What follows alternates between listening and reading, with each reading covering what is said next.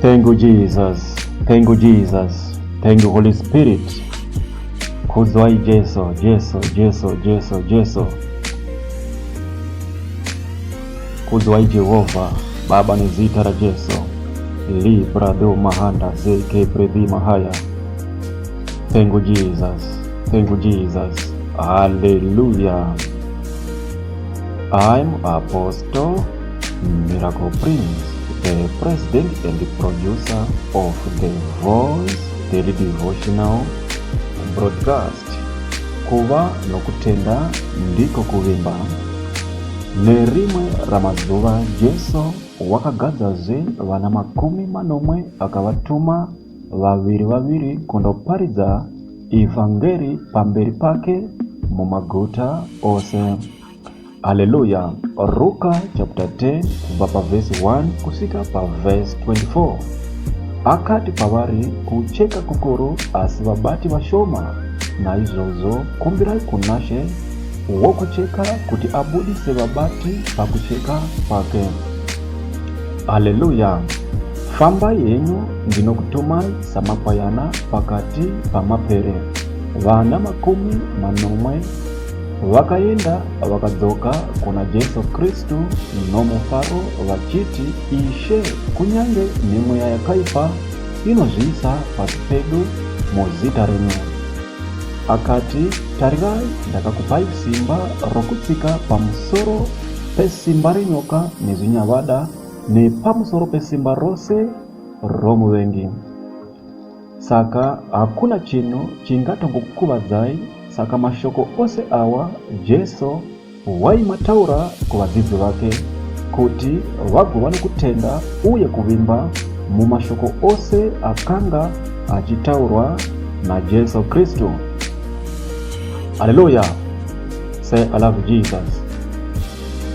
Vakatenda mashoko ose aitaurwa naJesu, nokuti kuva nokutenda ndiko kuvimba. Akati pavari zvakare, asi musafadzwa bedzi nechinhu ichi kuti mweya yetsvina inozviisa pasi penyu, asi mufare kuti mazita enyu akanyorwa kudenga. Hallelujah.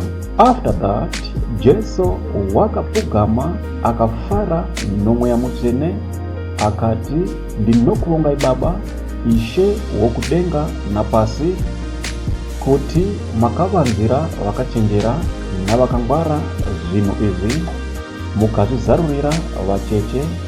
Hongu Baba, nokuti ndizvo zvakakufadzai. Haleluya. Maje predi mahaya.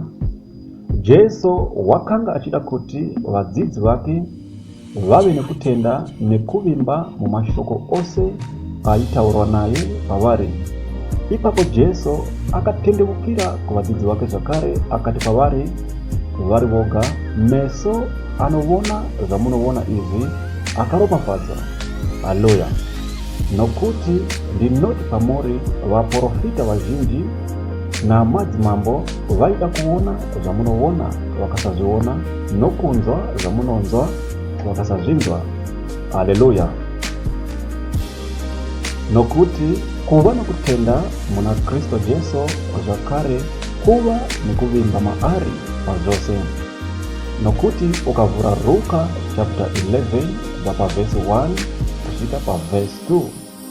Zvino Jesu wakati achinyengetera nerimwe ramazuva pane imwe nzvimbo, apedza zvake kunyengetera, mumwe wavadzidzi vake akati pavari, Ishe, tidzidzisei kunyengetera sezvakadzidziswa naJohani kuvadzidzi vake. Haleluya. Now vadzidzi vaJesu after vaona Jesu achinyengetera, pane zvavakadzidza pamunyengeterero waiitwa naJesu. Haleluya. Vava nokutenda pauri nekuvimba mumashoko ose akanga achitaurwa naJesu painyengetera. Haleluya. Vakudawo kuchiita the same sezvavakaona Jesu achiita. Saka now kutenda nokuvimba pava kuvafusa kuti vati kuna Jesu Kristu, tidzidzisei kunyengetera. Why? Nokuti kutenda nokuvimba pane zvaunenge waona ndiko kunoita kuti zvaunenge waona zvikogara mauri. Haleluya. Say I love Jesus.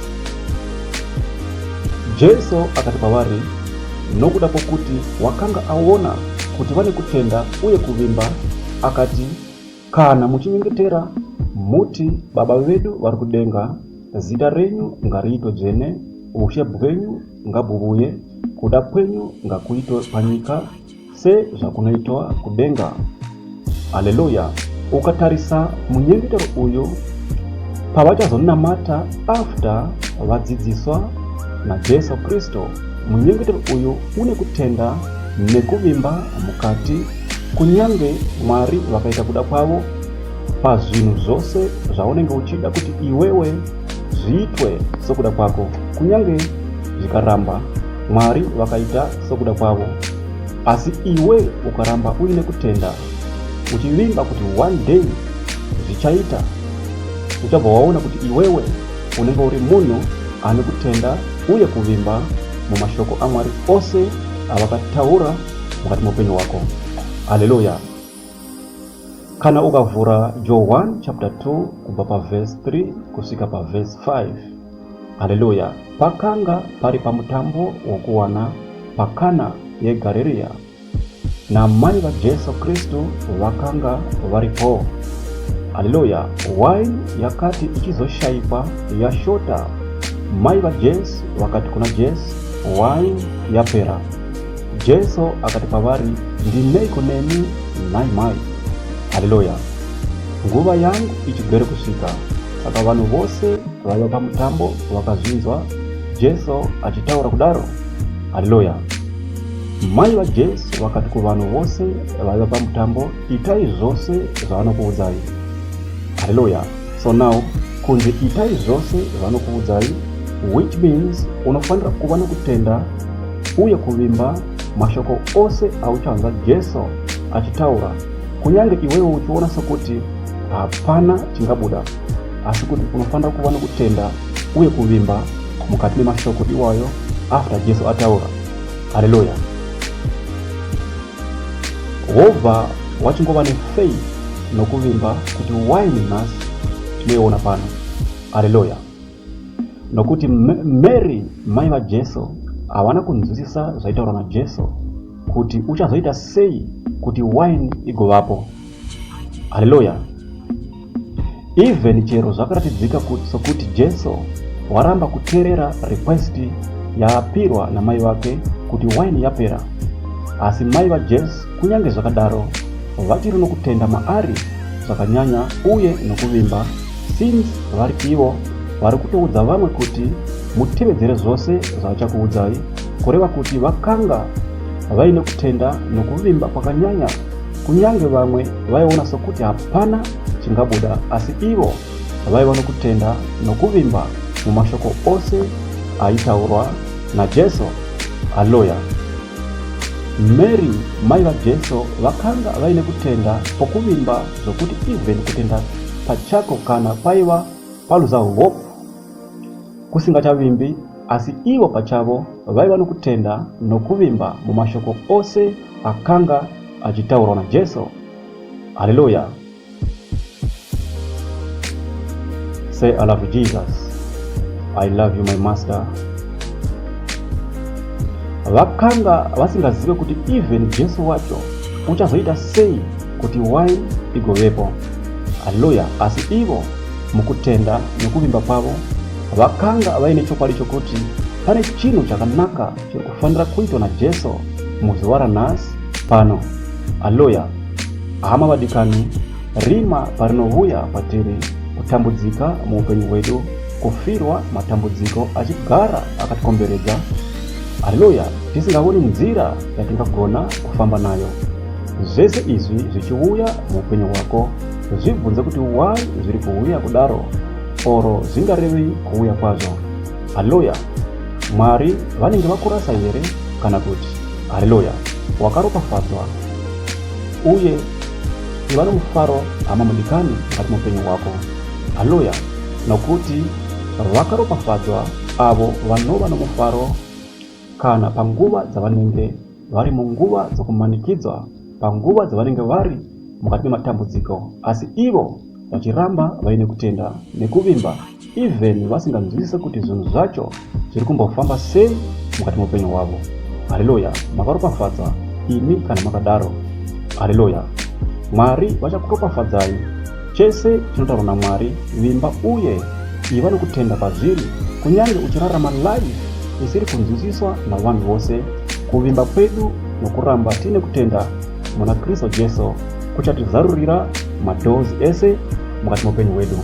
Hama mudikani, kana ukaramba uine kutenda muna Jesu Kristo, kunyange zvinhu zvireme sei, hama mudikani, uchaona rimwe ramazuva Jesu Kristo vachikurangarira, vachikuzarurira madoors, vachikuitira zvimwe zvinhu zvaunenge usingafunge mukati muupenyu hwako.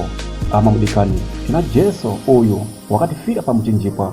Kuvimba nokutenda ndiyo nzira yega yatingagona kukunda nayo matambudziko pano panyika. Hama mudikani, Jesu uri pakati pedu, kunyange zvinhu zvireme sei, Jesu unaise nguva dzose. Kunyange titambudzike sei, Jesu unaise nguva dzose. Be blessed, my dear friend, in Jesus' mighty name.